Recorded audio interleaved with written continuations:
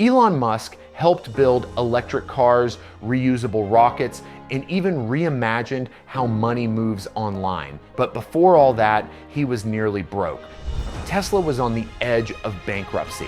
SpaceX had 3 failed launches in a row. Most of the world wrote him off as a reckless visionary chasing impossible dreams. So how did he turn it around? Was it sheer intelligence, raw determination, access to capital? All of those helped, but they weren't the real reason. What pulled Musk through repeated failure, massive public doubt, and the collapse of his own fortune was a way of thinking, a framework, one mental model that separates him from 99% of entrepreneurs' first principles thinking. In this video, we'll break down how Musk used this model to rise from failure and how it let him reinvent not just products, but entire industries. Before Elon Musk became a household name, he was sleeping on a couch in a small apartment. After selling PayPal, he poured nearly all of his fortune into 2 companies, Tesla and SpaceX, and both nearly failed. By 2008, SpaceX had already burned through most of its capital with 3 failed launches. Meanwhile, Tesla was struggling to scale production, hemorrhaging cash, and viewed by many as a vanity project. Investors were skeptical, the media was brutal, and Musk, having invested his own money to keep things alive, was running out of time. He later admitted, "I thought both companies would probably fail." Instead of retreating, he doubled down on something else, something few people understood, a mindset rooted in fundamentals over convention. That's where first principles thinking comes in. Most people in business reason by analogy. They look at what others are doing and then try to do a slightly better version, cheaper, faster, more polished, but still the same model. First principles thinking throws that out the window. It forces you to ask, what do we know to be absolutely true, and what are we assuming just because everyone else does it that way? Then you rebuild from the ground up, based on facts, not tradition. It's a framework borrowed from physics, where assumptions can't survive without evidence. And Musk has been applying it to engineering, operations, and product design since day one. When Musk began building Tesla, most experts in the auto world dismissed it. They said electric vehicles were too expensive, that battery tech wasn't ready, that consumers would never switch from gas. Adam here. We don't ask for any money, but if you want to help us out and support our mission, please subscribe and share with a friend. And at the time, they had a point.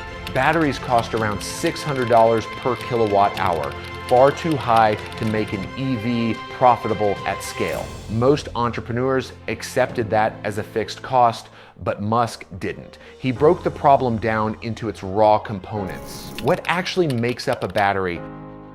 Aluminum, lithium, cobalt, nickel, basic materials available on global markets. When Musk priced them individually, he realized something shocking.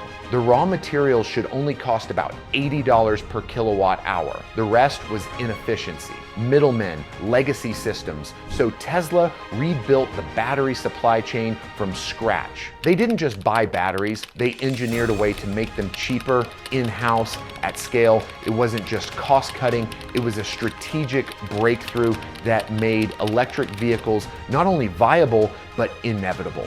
And it wouldn't have happened without first principles thinking. Now back to SpaceX. After 3 failed launches, the aerospace industry believed rockets were simply too expensive to reuse. You launch them once and millions of dollars vanish in minutes. But Musk didn't buy that. He asked, if we can reuse airplanes, why not rockets? A rocket is just metal, fuel, engines, electronics, none of which inherently need to be destroyed at launch. The reason rockets were expensive wasn't the materials, it was the assumption that they had to be single use. Musk challenged that assumption. On the 4th launch, barely financed, SpaceX finally succeeded. Later, when they perfected reusability, they didn't just cut costs. They permanently changed the economics of space exploration. You don't need to be building rockets or EVs to use first principles thinking. This mindset works for any entrepreneur, marketer, or creator. Here's how to apply it. Identify the challenge, break it into parts, Question every assumption. Rebuild from the ground up. Instead of improving a broken system, ask, what would this look like if we built it from scratch based only on what we know to be true? This mindset creates clarity in chaos. It helps you cut through noise, avoid groupthink, and make decisions rooted in logic, not imitation. It's the exact model Musk used to go from nearly bankrupt to changing the future.